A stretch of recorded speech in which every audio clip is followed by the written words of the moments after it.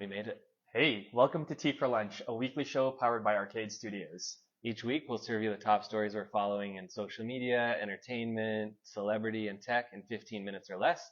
You can catch the show live on Instagram right now or TikTok right around 12 MST. I guess it's We're a little late 12:13 today. at the moment. Or on podcast providers or YouTube on Fridays. We're your hosts this week, Manny, and Mike. you're right, man. We made it. We made it. We got here. We're here. A morning full of meetings and now tea for lunch. Yeah, we did it. How are you doing? Sheesh. I'm doing good. I'm bummed that I missed kickball last night. Yeah, man. We got a solid, it's playoff time for us, and we got a solid win yesterday. So the Is whole that team, 2 wins back to back? Yeah. Sheesh. Yeah, we had a rough start to the season, but I feel like we just needed to get some chemistry, kind of figure out what our strategy was, and then we beat a team that was ranked higher than us. So the office is buzzing today. Everyone's just like using any opportunity to talk about what happened. The thing that makes me a little uncomfortable with this whole situation is that the 2 wins we got were when I wasn't there. Oh, I didn't even piece that together. I guess we got a roster set next week, Mike, and it's for the best of the team that you sit it out. I'm on the bench.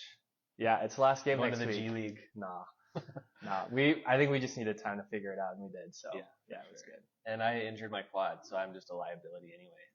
I thought I just like tweaked it a few weeks ago, running to first, but then I got a massage on the weekend, and I was telling him about it, and he was like feeling around in there, and he's like, "You might have tore your tendon like above your quad." Seriously, dude. Yeah, honestly, kickball's been so humbling. I feel like the amount of injuries that our team have been on the verge on playing this, kicking a ball, is for me quite embarrassing. Like I almost tore my quad. It's like as couple soon weeks as you ago. turn 25, you gotta like stretch before and after everything, or Yeah. else you're toast.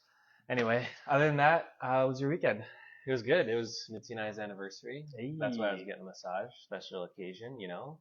Nice. Did it up big. Had some sushi. Had some sake. Went shopping. Love that, man. Happy anniversary. Thank you. Yeah. Isn't it a special day for you too? Yeah, today's our anniversary too, so Sheesh. we won't be doing it up as big, but we got dinner planned, so I'm excited about that. Nice. Well, you're doing a big move soon. I am. Yep. Oh man, this is our last week in Calgary, so we're excited. It's been a busy last few weeks, but finally things have kind of settled down, and we just got to make the drive out to Vancouver. How many days will it have been sleeping in an empty apartment? We only did a week and like 3 days, but I do miss my bed. I bet. I miss my bed. Man, especially after a hard-earned win last night. You go home to an air mattress. That's not the vibe. Yeah. Crazy. Yeah. Should we get into the stories? Let's do it, man. Okay. Well, last week we started this off. It's a new segment called The Sip.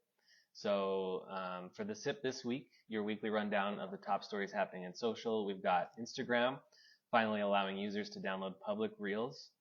Instagram has also expanded broadcast channels to now all creators.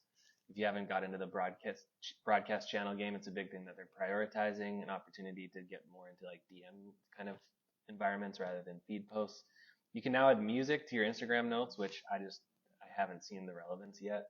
I haven't figured out how to use it or like why people would care, but it's another feature. Meta is expanding its bonus program to enroll more creators and in additional bonuses. And the new Twitter CEO, Linda Yaccarino, sent her first company-wide email saying Twitter's goal is to be the world's most accurate real-time information source. Lastly, a new newsletter platform called Beehive has raised $12.5 million in a Series A funding to join the newsletter game. Nice. As always, another busy week in IG world. Twitter is kind of interesting news. I don't know if you had a chance to read the actual email that Linda sent out, but I did.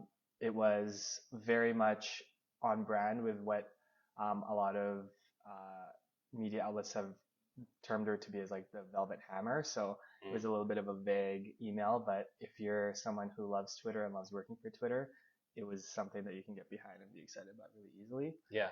The main premise of the email was talking about how the global town square needs to be like more unfiltered and like be rebranded, and they think Twitter can be that. So we'll see. Yeah, interesting. I'm really interested in the Beehive thing because I just feel like more and more newsletters and owned audiences are becoming that much more important as an asset for any kind of business or brand or even creator these days. But also there's just so much more opportunity for earning in the newsletter space compared to social media from what I've seen. Yeah, and with the rise of Substack, I think Beehive has probably seen the opportunity in this space. So it'll be interesting. That's a big amount of funding that they got. So they're probably like all gas, no brakes for the next little bit. Giddy up. Yes, sir. And then anything around Instagram you want to chat about? Not really. The piece that I'm most excited about with Instagram is in this list this week. We talked about it last week, and that's just their Twitter dupe, the text-based version of the platform. So I'm excited to experiment with that once it rolls out. Nice. Awesome. Anything else in there? No, the big thing is it's interesting. We're gonna be able to download public reels. Big question there is whether or not there'll be a watermark. I assume there will be, similar to what TikTok's doing, or has always done. But IG always just behind the game. Playing catch up. Nice. Okay, well, for our first main story of the week, Pharrell Williams just had his debut at Louis Vuitton runway show. So you would have probably already seen some of the photos that come out, but it was star-studded. As a quick recap, Pharrell announced this past Valentine's Day that he had been appointed as LV's newest menswear creative director. This show was his first collection show since the announcement, and it revolved around the concepts of love and community. Pharrell said that the concept of the show is lovers, paying homage to his home state of Virginia, and the day that he started working on his first few pieces. The show took place outdoors at Pont Neuf Bridge in Paris and featured a distinct pixelated pattern all throughout. Stars were present at the show, including Rihanna, who was featured in the ad campaign, Beyonce, Zendaya, Travis Scott was there, Jay-Z was there, so yeah, Kim Kardashian, of course. Kim Kardashian, yeah, it was star-studded. It was, and my social was flooded with content from that show. I don't know about you. Same, yeah. I feel like all the big news media outlet that I follow just picked it up and just ran with it. Yeah, Zendaya was like probably the youngest one there. I feel like all the other stars were like millennial darlings, you know. Yeah, yeah. What did you think of the actual collection that he released? Yeah, I thought it was cool. I felt like maybe it was less out there compared to like a Virgil or someone like that who's been, or even Ruiji with Rude and Bali. But I thought it was cool, and I obviously really like Pharrell. It took me back to when I was at the Glow in the Dark tour with Kanye West, and NERD was there, and I was front row, and I got to fist bump Pharrell as he was rapping. That was pretty sick. You did that? Yeah, man. Yeah, that's epic. But yeah, he's always just been such a tastemaker, whether it's with his brands or with his music. And I believe he wrote all the music that was performed. Yeah, some of it I think was remixed, but yeah, there was some live performances like Jay-Z performed, which is epic. Because I feel like it's hard to catch him perform these days. So yeah, and even the digital camo kind of like pixelation treatment to the clothes, I feel like that really took me back. Like that was popular. I don't know exactly the era, like early 2000s. Yeah, some people are saying it's giving Minecraft. Definitely, definitely. Yeah, I don't know. Would you wear it? I'd wear it. Yeah, I feel like, like I have an art piece that's pixelated similar to that thing, so I'm into that. But I like how it's very true to Pharrell. I think he had an album back in the 2000s that kind of was similar to that vibe. Yeah. So yeah, it felt really true and authentic to who Pharrell is, and he has a vision for this. Obviously, he's really interested in fashion, and he's been in the fashion game for so long. So it's nice that he's got the first one out of the way, and excited to see for other collections what he's gonna do. Yeah, and there's layers to it. Like Pont Neuf is like such an iconic location to have a show like that, and I think they like really structured it and like set it up to be social media friendly. Yeah. And that's why we saw so much great content in our feeds last night about it. Was it last night or the night before? I think it was 2 nights. Yeah, 2 nights ago. So yeah, it was sick. I liked it, and I love that his kids were there. His whole family. Yeah. He went and hugged them afterwards, and they were all wearing coordinated outfits. Yeah, it was awesome. Yeah. Did you see his sunglasses, the LV star-studded ones? Those were crazy. They're so baller, man. Speaking of kids, the next story, Pixar is in some hot water over their new movie Elemental. The movie opened this past week to a record worst, bringing in just $29.3 million in the box office.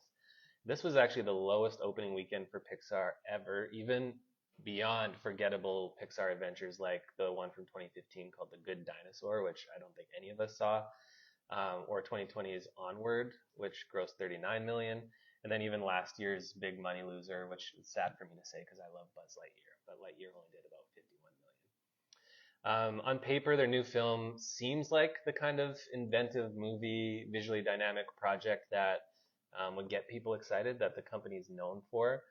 And their formula has become, I think, pretty obvious. You know, taking an inanimate, abstract thing like a toy or a car or even a feeling, and personifying it. But I think with this movie specifically, there's been some discourse around multiple things, like how it's more so targeting millennials rather than actually for kids. But then even the millennials that watch it don't really like it compared to the iconic Pixar films of the past, like Toy Story, for example, or Monsters Inc. And it seems that families that would typically go to the theater to watch a movie like that are now becoming a little bit more trained that it's just going to roll out on platforms like Disney Plus later, and they can watch it for cheaper with their family in the comfort of their home. There's less risk to pay a lot of money and see a movie that's disappointing. Another question that I kind of had around it was just with how predictable they've gotten. Like, is this an example of a brand that's trying too hard to stay on brand with their new projects rather than innovating enough to keep people interested as decades pass? I don't know. What do you think about that? Yeah, it's interesting. I feel like there is a big conversation here around whether or not a legacy brand like Pixar, who's known for successful films, who's traditionally felt like they knew exactly who they were making the movies for, has kind of just fallen stagnant. So yeah, I can't put I don't really have a gut reaction as to what the next move should be for them, but I feel like they really need to rethink how to restore that legacy feeling back into the films that they have. And one thing that's interesting is people are still flocking to the theaters to see movies like Super Mario Bros. And similar movies that are animated that Pixar is doing, but they're not specifically watching or signing up for Pixar movies. So it kind of seems like Disney's priority to move more to the broader streaming strategy has actually compromised Pixar's brand loyalty and equity, because people just know that they can get it later for cheaper. Yeah. And then speaking of just kind of losing their way, they have some time. Their next projects are coming out later in 2024. I think one of them is Inside Out 2. I don't remember what the other one is, but gives them a little bit of time to reevaluate and figure out who they're going to be in the future, and hopefully have more success next year. If you were the creative officer behind all of this, what would your strategy be? Would you stay course, or would you try and come up with something a little more experimental for the next film?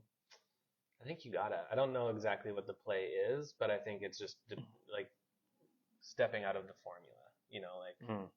Like I said earlier, this inanimate object becoming humanized and taking on a life of its own. I think we've seen that enough times that it's just kind of old. Yeah. Awesome. Yeah. Sweet. Well, now that we've got your palate, go eat something more substantial. Thanks for joining us.